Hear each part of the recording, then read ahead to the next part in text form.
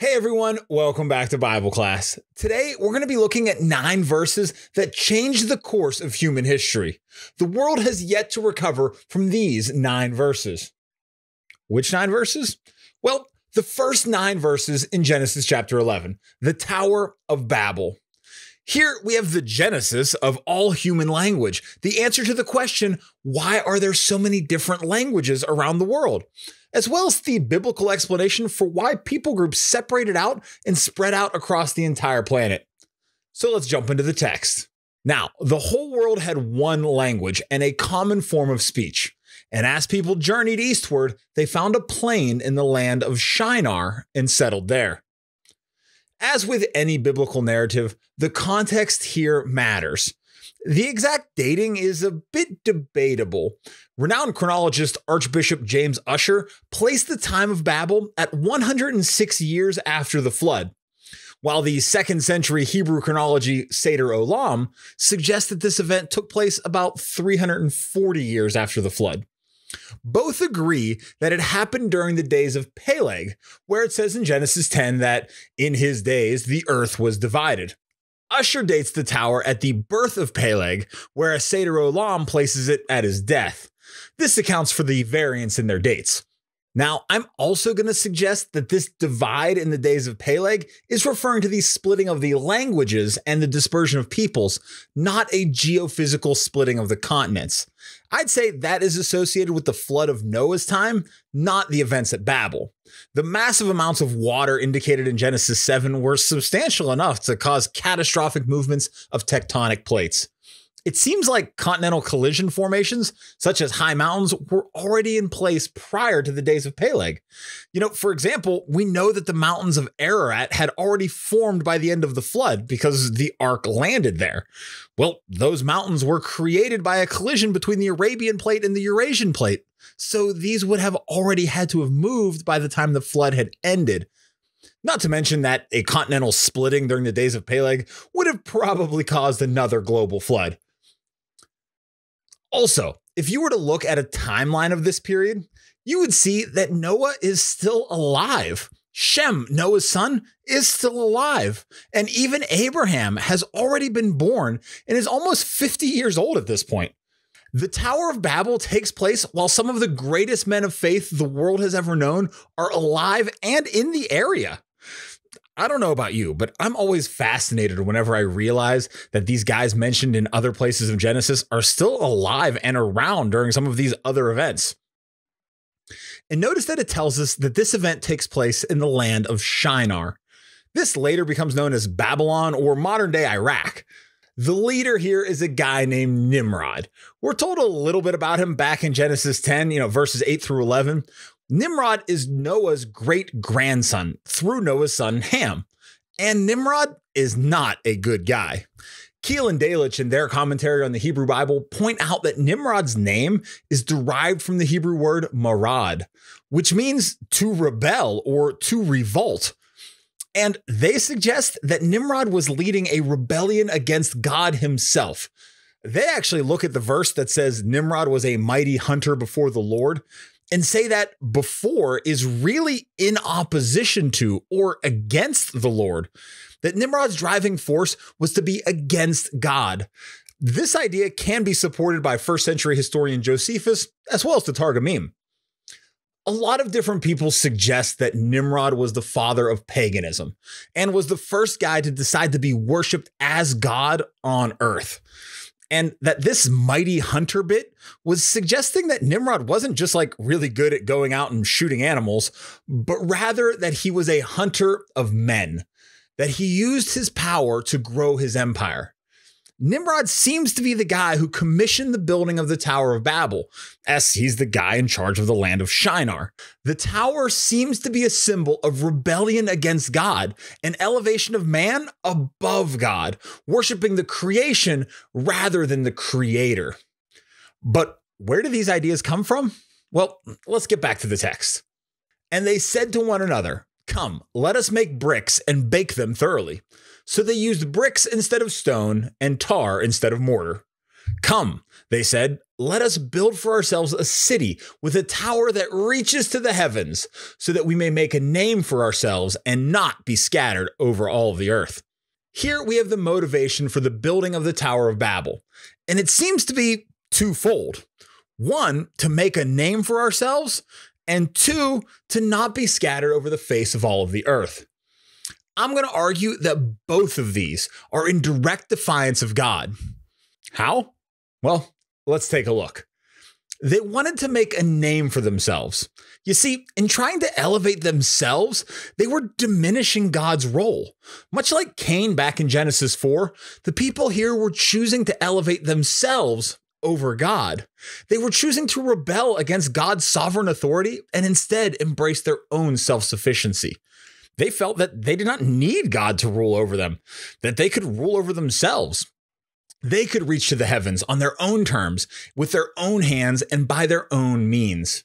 This stands in direct contrast to when God calls Abraham and says to him in Genesis 12, I will make you a great nation, and I will bless you, and I will make your name great, so that you will be a blessing. You see, on one hand, we have Nimrod's people who are choosing to elevate themselves in order to make their own names great. And on the other hand, we have Abraham, who's going to elevate God, and God is going to make Abraham's name great. I believe that the text here wants us to see this juxtaposition and wants us to recognize that both of these men were certainly great in their days. But I find it interesting that most of us are pretty familiar with the story of Abraham, and very few of us are familiar with the story of Nimrod. But they also wanted to not be scattered over the face of the earth. You see, back in Genesis 9, after the flood, God's specific commandment was to multiply and fill the earth. But instead, these people here have decided to not do that. Well, they were probably multiplying, but they were choosing to not fill the earth. Rather than fulfilling God's mandate to fill the earth, they instead chose to not be scattered over all of the earth. This, once again, needs to be contrasted with the call to Abraham in Genesis 12. God tells Abraham to leave your country, your kindred, and your father's household, and go to the land I will show you. Abraham doesn't even know where he is going, but he is called to be scattered. And God tells him that I will make your name great. We need to see this in direct antithesis to the Tower of Babel. So, how does God respond to them building this tower? Then the Lord came down to see the city and the tower that the sons of men were building. And the Lord said, if they have begun to do this as one people speaking the same language, then nothing they devise will be beyond them. Come, let us go down and confuse their language, so that they will not understand one another's speech. The Tower of Babel is the biblical explanation for why everyone doesn't speak the same language. Did you know that there are over 6,900 spoken languages in the world today? Now, obviously, not all of those could have existed at the Tower of Babel. It's likely that less than 100 different languages started here. So where did all of these other languages come from? Well, linguists recognize that most languages have similarities to other languages. Related languages belong to what are called language families. These original language families are what resulted from God's confusion of the languages at Babel.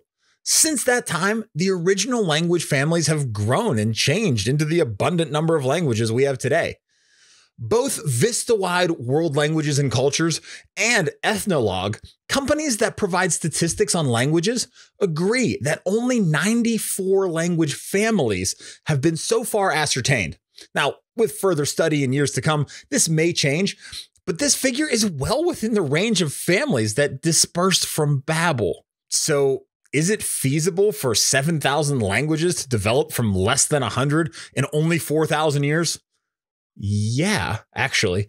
If the languages that came from the confusion of Babel were those root languages or language families, then over time, those root languages have varied by borrowing from other languages, developing new terms and phrases, and losing previous words and phrases. While the etymological roots of all known languages is a bit outside of our wheelhouse, but I'd like to encourage you to go check it out for yourselves. There's really some fascinating work going on out there. But God didn't stop with just confusing their language. Let's finish out these verses. So the Lord scattered them from there over the face of all of the earth, and they stopped building the city. That is why it is called Babel, for there the Lord confused the language of the whole world, and from that place the Lord scattered them over the face of all the earth. When God confused the languages, it resulted in the people scattering throughout the earth, the very thing the people were trying to avoid. And although they left Babel, it seems as though they may have taken some of the ideas from Babel with them. You see, the Tower of Babel is traditionally depicted as a type of ziggurat. Although the Bible doesn't give any specific dimensions, the Hebrew word for tower used in Genesis 11 is migdal, which means a tower. It doesn't necessarily designate any particular architecture, but most seem to link this migdal to a ziggurat or a pyramid shape. But if you were anything like me, you want to know why people think that. What evidence is there that the Tower of Babel was actually a ziggurat or a pyramid? Well, the argument is that when people were scattered from the Tower of Babel in the time of Peleg, they likely took this building concept with them to places all over the world.